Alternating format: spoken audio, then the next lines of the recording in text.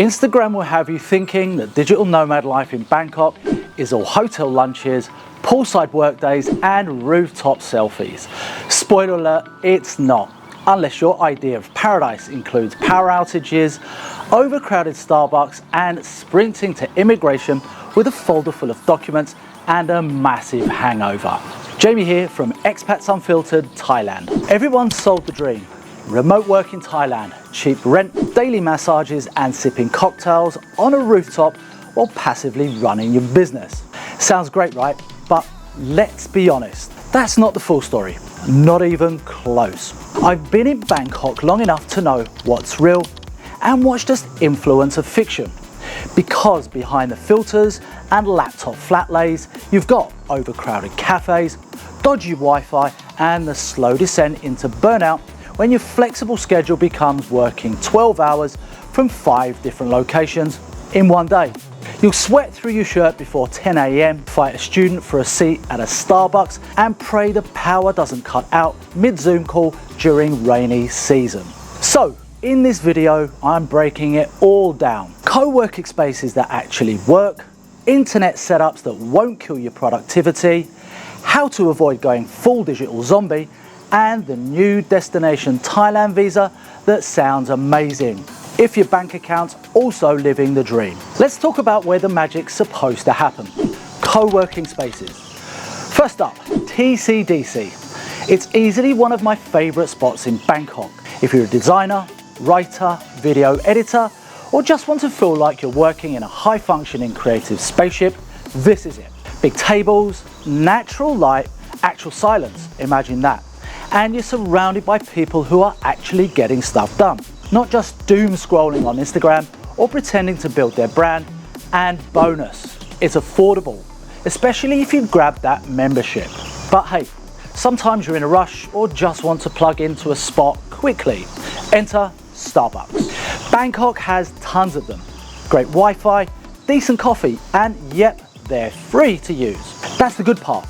Now the reality. Peace and productivity, not so much. Every table is full by 10 AM and you're wedged between a group of uni students on one side and a guy watching TikTok videos out loud on the other. And the only power socket is underneath someone else's chair. So, unless you're cool with crawling under a stranger mid-mocha, good luck staying charged. If you're thinking just grab a proper co-working space, then sure, Bangkok has loads of them. From sleek high-rise setups with skyline views to more chill boutique-style spaces like this place here. But here's the deal. Most cost 150 to 350 baht a day. Doesn't sound like much, right? But do the math. 5 days a week, that's over 7,000 baht a month.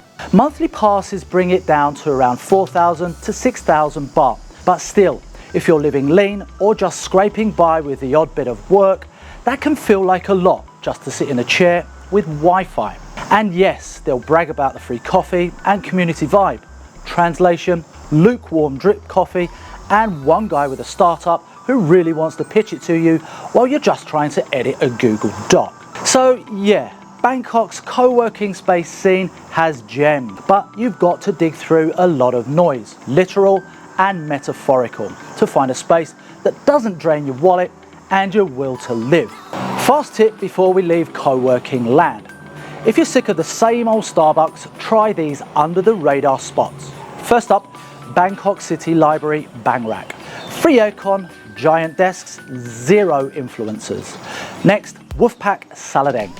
Art Hub Cafe upstairs, real creatives downstairs. Lastly, Prince Theatre Heritage Stay Lobby.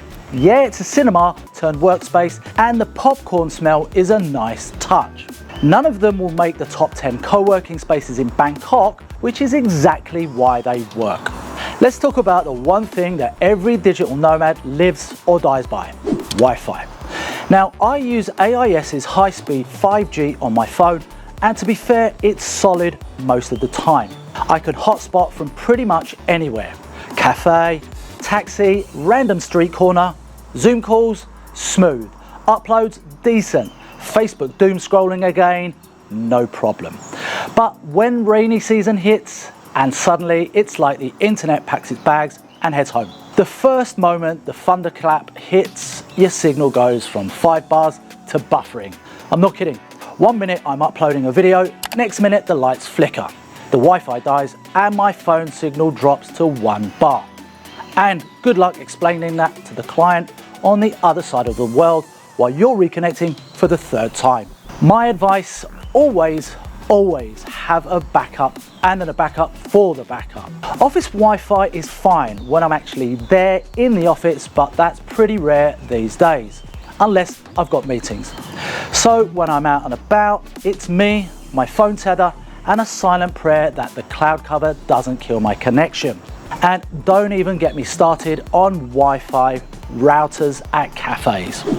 You'll order a drink, sit down, open your laptop, and realize the connection drops every time someone heats up a sandwich. Bottom line, Thailand has solid infrastructure until it doesn't. Have a plan B. In fact, have a plan C if you actually want to get work done. Here's my power out toolbox, the holy trinity that saved me more times than I can count. 1. Mini UPS brick keeps the router alive when the lights die. 2. 20k power bank, phone and laptop gets another 4 hours of life. 3. Portable dual SIM, 5G router when AIS quits. Everyone loves to say that Bangkok is cheap, but let me tell you, that's not the story anymore. Yeah, you can still eat street food for £1, but the real costs, they've been creeping up fast, especially if you're living here long term. Rents in places like Nut used to be the sweet spot. Cheap, centralish with decent condos. Now, landlords have wised up, prices are climbing, and good deals disappear fast. Imported food, prepare to cry over your Waitrose cheddar and oat milk.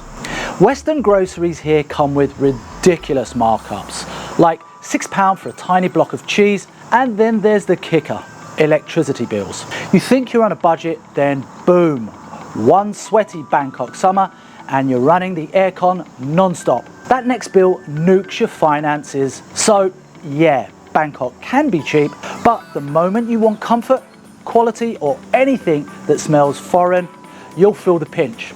Hard mode unlocked. All right, let's talk visas. Thailand finally caught on. Turns out not everyone working remotely is trying to dodge immigration or do multiple visa runs every 60 days. Enter the Destination Thailand visa, aka the DTV. And for once, it's not a bureaucratic joke wrapped up in a PDF. Here's the breakdown. It's a 5-year multiple entry visa. You get 180 days per entry, and you can extend that another 180 days. That's nearly a full year at a time. You've got to be at least 20, hold 500,000 baht in the bank for the last 3 months. That's around 14 grand in US dollars or 11,000 pounds, and prove that you're a remote worker, freelancer, or you've got your own business outside of Thailand. Finally, some sanity. You don't need to do backflips at immigration every few months or pretend you're here for tourism or clearly working on a laptop in every cafe from Ari to Sator. But this is Thailand, so of course there's a catch. And that catch lives in the fine print.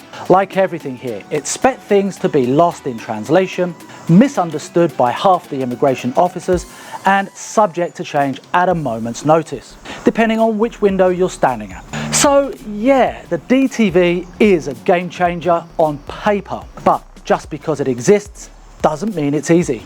If you're serious about staying here long term as a remote worker, start getting your paperwork sorted now.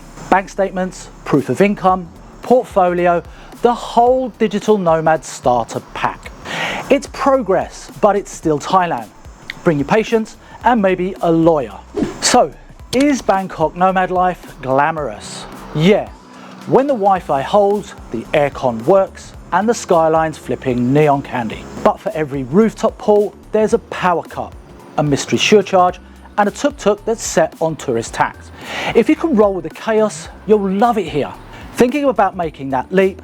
Drop your questions, fears, or rants in the comments. Don't be shy. And if you've already made the move, tell us, is digital nomad life everything you dreamed of? Or did you get a dose of reality very quickly? Hit subscribe if you haven't already. because next up we're diving into what no one tells you about the dark side of living in Thailand. I'm Jamie and this is Expats Unfiltered Thailand. Real stories, real insights, real Thailand.